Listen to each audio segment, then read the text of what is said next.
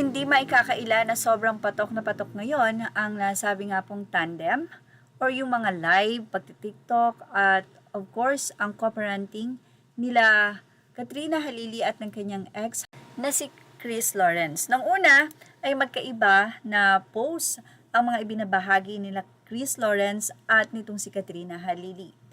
Nakakarating sila sa magkasama sila sa mga event nitong si Katie. Pero dumating yung panahon na pareho na silang magkasama sa iisang video, magkakolab na kung saan ay kinakiligan nga po ng maraming fans. Tanong tuloy ng mga netizen, hindi daw ba nagseselos ang latest or long-time girlfriend ni Chris Lawrence sa ex nitong si Katrina Halili, lalo na sa pumapatok na collaboration ng dalawa na pwede ngang magka-developan at magkabalikan muli.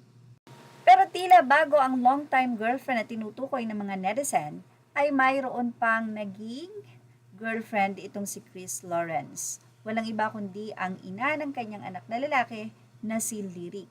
At makikita sa photo na ito na magkasundo si Katrina at ang ina ni Lyric.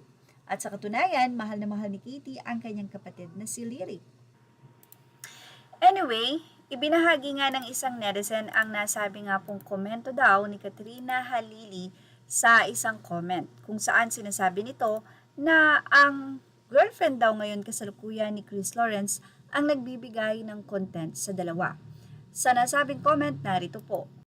Content lang naman talaga sila. Wala silang paki talaga sa bashers, kumikita eh. I remember nung nagla-live pa si CK, sinabi niya sa live niya na siya daw ang nag-iisip ng eco-content nila Katrina. Sa comment section na yan, nag-reply si Katrina at sinabi niyang, Adrian Cruz, hindi ko po siya kausap and hindi ko po siya kilala. Sa comment section na madalas na nakikinig o nanonood ng live ni Katrina, ang mga netizen, pinatotohanan nila na sinabi din nga daw sa live yan ni Katrina at sinabi niya na hindi nga daw nito kilala ang current girlfriend ni Chris Lawrence o hindi pa nito namimit.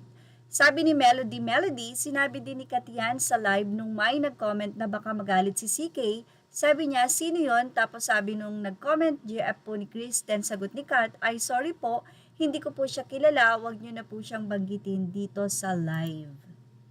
Sa kasalukuyan, ine-enjoy ni Chris Lawrence and Katrina Halili ang kanilang co-parenting na sobra namang tinatangkilik ng mga netizen para kay Katie.